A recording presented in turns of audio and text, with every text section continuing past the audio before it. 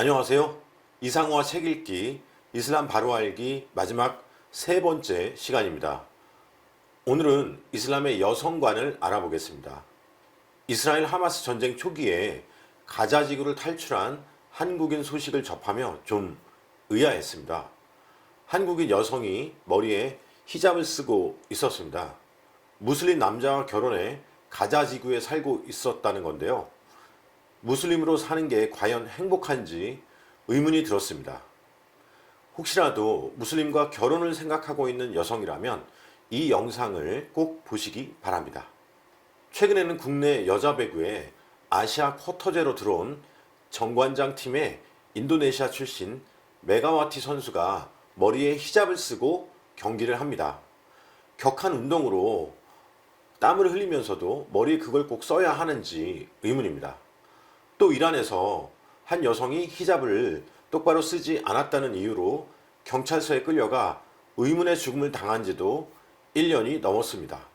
아무튼 무슬림 여성의 상징인 히잡을 소재로 오늘 이야기를 시작해 보겠습니다. 이슬람 여성들이 머리에 쓰는 히잡 외에도 온몸을 가리는 부르카나 니캅, 차도르 같은 것들이 있습니다.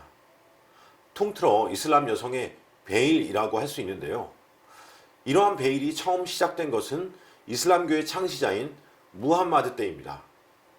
무함마드는 생전에 13명 이상의 부인을 둔 것으로 알려졌는데 자신의 여러 부인들을 다른 남자들로부터 지킨다는 구실로 남들에게 보여주기 싫어서 베일을 쓰도록 한 게 시작입니다. 무함마드가 죽은 후에도 이슬람은 여성들에게 베일을 쓰게 해서 오늘날도 무슬림 여성의 상징이 되었습니다.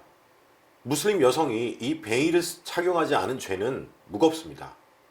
이유는 다른 사람이 볼 수 있도록 공개적으로 저지르는 죄이기 때문입니다. 베일을 거부하는 여성은 정숙하지 못한 여성으로 취급받고 죽은 후에도 이슬람의 신인 알라의 처벌을 받는다고 합니다. 그러다 보니 무슬림 여성은 기를 쓰고 베일을 착용하고 다닙니다.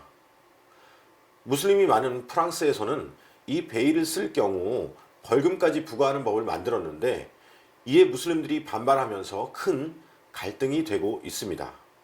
박근혜 전 대통령이 중동 국가를 임기 중에 방문할 때 히잡을 쓴 적이 있었는데요. 쓸데없는 행동이었습니다. 베일은 그냥 이슬람 문화가 아니라 여성을 억압하는 수단입니다. 베일 외에도 이슬람의 여성 억압 문제는 심각합니다. 이슬람에서는 남녀가 하나님의 형상으로 지음을 받은 동등한 인간이 아닙니다. 이슬람 여성은 개 정도 수준입니다. 무함마드의 언행을 담은 하디스에 따르면 무슬림 남자가 기도하는 중에 개나 여자가 지나가면 그 기도는 무효가 된다고 합니다. 또 이슬람 예배를 할 때도 여자는 남자와 떨어져서 예배당인 모스크 뒤쪽이나 2층에 분리된 장소에 있어야 합니다. 부모님의 유산을 물려받을 때도 남자에게는 여자의 2배 몫을 주고 법정에서도 두 여자의 증언이 한 남자의 증언과 같다고 해서 여성은 남성보다 열등하게 여겨집니다. 무엇보다 무슬림 여성의 가장 큰 문제는 일부 다처제에 있습니다. 기독교와 현대 자유민주주의 국가의 대부분이 일부 일처제인데 반해 이슬람은 코란에서 한 남자에게 4명의 부인까지 허용하고 있습니다. 창시자인 무함마드는 부인이 13명이 넘는다고 했는데요. 그의 추종자들에게는 아내를 4명까지만 제한한 것도 우스운 일입니다. 무함마드의 세 번째 부인은 9살의 어린 소녀였습니다. 무함마드는 50대에 이 9살 소녀와 결혼을 했는데 어린아이를 간음한 성폭력 범죄자죠. 또 그는 양아들의 아내, 즉 23살이나 어린 며느리와 결혼을 하기도 했습니다. 이런 자를 현대 사회에서 아직도 추종하고 신처럼 받든다는 게 도저히 믿기지가 않습니다.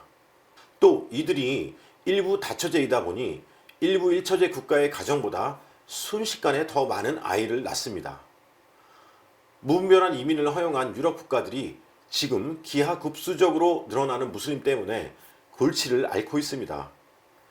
이와 관련한 문제는 책 읽기 2편 지난 1부나 2부를 다시 보시길 권합니다.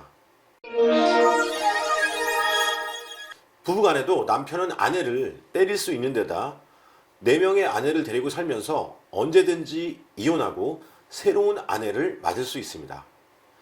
아내가 마음에 들지 않으면 남편은 나는 너와 이혼한다 라는 말을 3번만 반복하면 아무런 설명이나 이유 없이 이혼할 수 있습니다. 트리플 달라크 법이라고 합니다.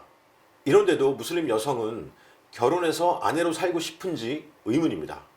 남편은 아내를 때리거나 쉽게 버릴 수 있는 반면에 아내는 남편에게 무조건 순종할 의무만 있습니다.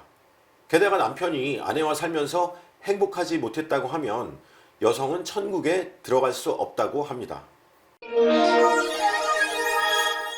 이보다 심각한 게 이른바 이슬람의 명예살인입니다.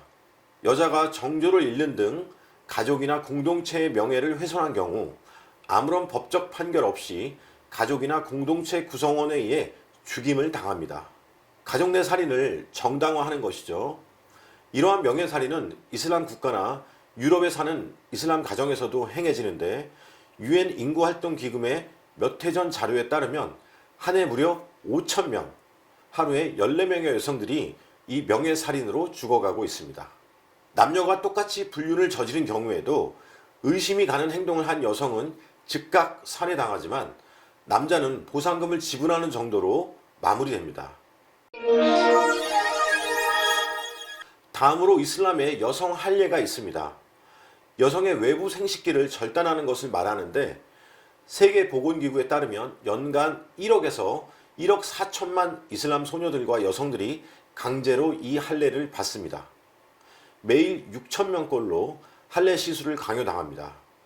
문제는 이 할례를 위생적인 병원에서 하는 게 아니라 전통적인 할례 시술자가 아무런 안전조치나 위생조치 없이 면도칼이나 유리조각으로 시술을 한다는 것입니다. 이 과정에서 많은 무슬림 여성이 정신적으로 큰 충격과 함께 과다출혈이나 감염으로 죽어가고 있습니다. 어떻습니까? 이래도 길거리에 히잡을 쓰고 다니는 무슬림 여성이 행복해 보이십니까? 오늘날 성평등을 부르짖는 많은 여성단체들이 이 이슬람 여성 인권에는 침묵한다는 게 아이러니입니다. 오히려 이슬람을 평화의 종교라며 감싸고 있죠. 제도적으로 성차별이 거의 사라진 우리나라와 같은 선진국 말고 이란이나 아프가니스탄 등 다른 이슬람 국가에서 여성운동을 벌였으면 좋겠습니다. 무엇보다도 성경을 올바르게 이해해서 이슬람에 미혹되지 않고 남자와 여자가 돕는 배필로서 한 몸이 된 가정을 이루고 또 교회가 되어 하나님의 나라를 실현해가는 삶을 살아가길 소망합니다. 이로써 3차례 나눠서 다룬 책 읽기 2편 이슬람 바로 알기는 모두 마치겠습니다. 시청해 주셔서 고맙습니다.